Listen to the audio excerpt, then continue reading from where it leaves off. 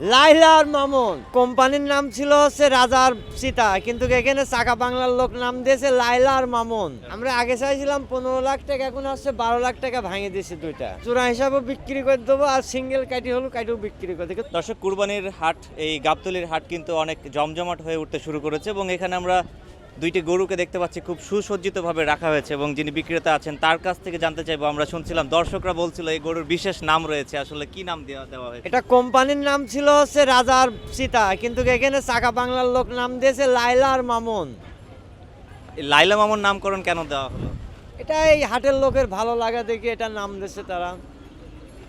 আপনারা কি নাম রেখেছিলেন? আমরা রাখেছিলাম বাদশাহ সীতা, এটা বাদশাহ ওটা সীতা। মানে এই লাল গরুর নাম বাদশাহ আর সাদা গরুর নাম হ্যাঁ সীতা। সীতা। এটা নতুন বছরের একটা কোরবানির একটা ভালো জিনিস হলে ভালো নাম মানুষ রাখে। এটা বাইরে থেকে বউ ছেলে পেলে রাখে যাচ্ছে রাজা বাদশাহ, সীতা বাদশাহ। এখানে হাটের লোক আসি নামতেছে না, ওই নাম হবে না, লাইলা আর মামুন। এটা পাবনা থেকে নিয়ে আসা। এটা হাটে আমরা 5 দিন আসছি। এটা আমাদের 38 মণ ওজন ছিল নিয়ে আসা, এক্সেলের ওজন। কোনটার কত ওজন? এটা ওইভাবে ওজন দেয় না, এভারেজটা ওজন দেওয়া ছিল। দুইটা মিলিয়ে না হ্যাঁ, একটা? দুইটা মিলে ওজন দেওয়া ছিল, 36 মণ ছিল। আমরা আগে চাইছিলাম 15 লাখ টাকা, এখন হচ্ছে 12 লাখ টাকা ভাঙে দিয়েছে দুইটা। অর্থাৎ দুইটি গরুর দাম এখন 12 লক্ষ 12 টাকা। লাখ টাকা হলে আমরা বিক্রি করে দেবো। এটিকে আপনারা মানে জোড়া হিসেবে বিক্রি করবেন? আর জোড়া হিসাবেও বিক্রি করে দেবো আর সিঙ্গেল কাটি হলো কাটিও বিক্রি করে দেবো। কিন্তু আমাদের এই কাটি লিলি তার সমস্যা, আমাদের জোড়াটা বেশি ভালো হবে।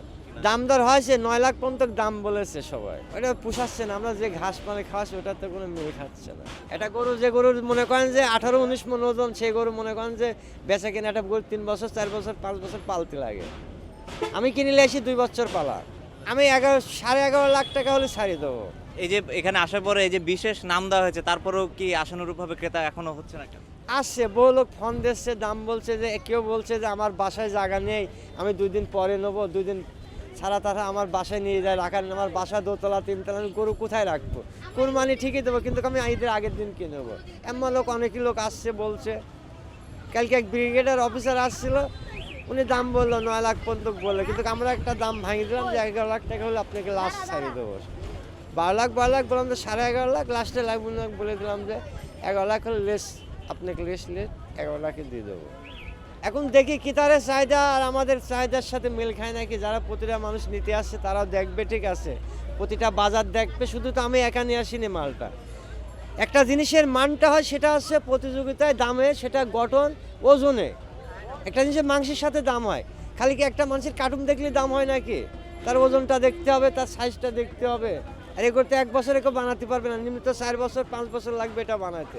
রাজশাহী থেকে নিয়ে আসার পরে এটা হচ্ছে আমার বাড়িতে 2 বছর পালা। জায়গা নেওয়ার বিষয় আমাদের এখানে কোনো জায়গা দিছিল না কোথাও। একদিন সেনাবাহিনীর অফিসার আসলে বললাম যে স্যার আমরা কোথায় রাখবো, এখানে বসতে দিচ্ছে না, ওখানে বসতে দিচ্ছে না। একদিন অফিসার আসি আমাদের পাঠাইলো ওখানে ছাগলের হাটালারা মনে করছে যে এটা আমার বাপের হাট, এই তোমরা হেঁটাও।